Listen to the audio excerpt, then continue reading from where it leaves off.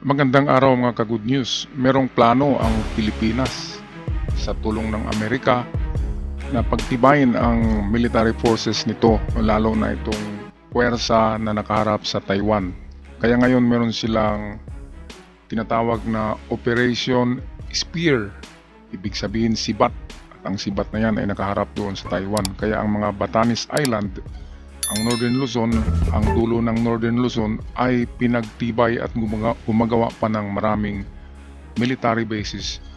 Doon ang Pilipinas sa tulong ng Amerika. Kaya tinatawag nga ng ibang mga vlogger, nagbablog sa YouTube na ang Pilipinas daw ay armed to the teeth. Ibig sabihin ay ang mga kaalyado nito ay nagbibigay ng mga armas sa Pilipinas, mga donations, armed to the teeth. Ibig sabihin pwedeng kumagat, pwedeng mangagat, pwedeng may pangil at mabangis. Mabangis na ngayon ang Pilipinas dahil nga sa daming nagbigay, nag-donate ng mga armas para maprotektahan ang interes ng Pilipinas, at kasama na rin dyan ang mga interes ng mga kaalyado niya. Okay, kasi kapag nakuha itong Pilipinas ng China ay malaki ang impact nito sa Amerika, kasama na rin ang allied nations ng Amerika. Kaya dito sa video ito papakita natin ang isang pinadala ng India na tulong sa Pilipinas. Ito yung mga latest model ng mga missiles. Ito yung mga litrato kung saan dumalaw si Gibo Chidoro at si General Bronner sa Batanes Island.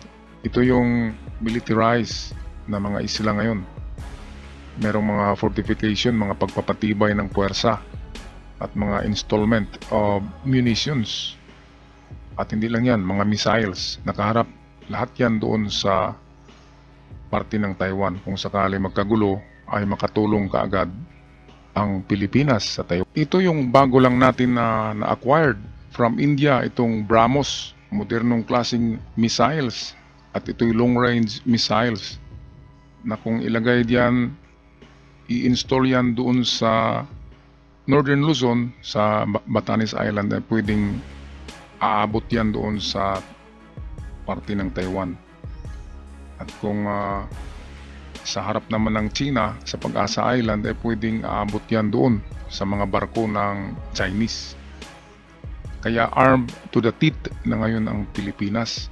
Narito si Shelky Parma, ating pakinggan ang kanyang Should China watch out? Our next report, getting you more. The deal was struck long back. The time has come to deliver. What will be in the consignment? The world's fastest supersonic cruise missile, BrahMos. India is all set to deliver its first ever order of BrahMos in the next 10 days. Its ground systems will reach the Philippines. The Marines of the Southeast Asian country will soon be equipped with 3 batteries of the missiles. grabe. The deal is worth $365 million, and it is the first of its kind. It's a milestone for both India and the Philippines. For India, because it is the Defense Research and Development Organization's biggest ever foreign export agreement. And the Philippines, because it will have today's Brahmastra in its arsenal. Kaya huwag magkamali dito ang China. Kasi ang China at India ay magkakalaban yan. Ngayon, ang India ay sumusuporta sa Pilipinas. Pinapautang lang yan, hindi natin yan binabayaran. Halos ipamimigay lang yan. Kung magkatuluyan ang giyera, ay hindi na yan babayaran ng Pilipinas. Kasi strategic place ang Pilipinas para sa India. Kaya kung matalo ang China ay nanalo na rin ang India diyan. Kaya ganyan, parang laro ng chess lang yan. Kung sino ang magandang posisyon sa laro ng chess, yun ang mananalo. Ngayon ang China, anong nakita natin? tanging yung artificial island lamang ang kanilang posisyon. Pero hindi katulad ng Amerika na napakaraming posisyon. Nasa Taiwan, nasa Korea, nasa Japan, nasa Pilipinas ang posisyon ng Amerika, at narito pa ang India tumutulong. Kaya checkmate na. Yan nga ang sinabi na the Philippines is planning to checkmate China. Kung laro pa yan ng chess, checkmate na.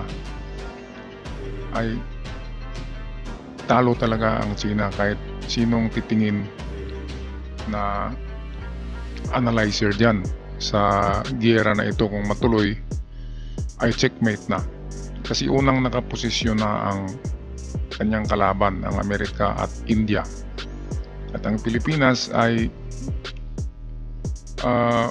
pinadalhan ng mga kaalyado nito ng donation ng mga armas. Lahat na lang, kaya armed to the teeth. Parang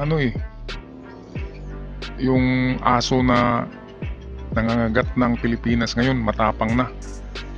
Kaya wag nang banggain ang Pilipinas ng China. Wag nang magkamali, kasi talagang sisiklab, at sa pagsiklab na yan, ang China ang matatalo.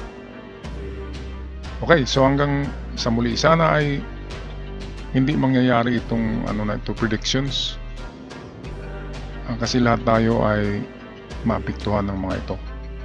Mga ka-good news, pagdasalan lang natin na hindi matuloy ang prediction na ang giyera ay, kung hindi mangyari ngayong kalagitnaan itong taon, ay sa 2025 daw, kasi naghanda pa rin ang China ng kanilang checkmate kung paano nila talunin ang kalaban. Pero kung sa tingin nila ay hindi sila mananalo, hindi na gagawa ng hakbang ang China sa pag-umpisa nitong World War III. Okay, see you on our next episode dito lamang sa ating The Good News Daily TV. Paalam, ingat kayo mga ka-good news, sambayan ng Pilipinas, ingat lahat.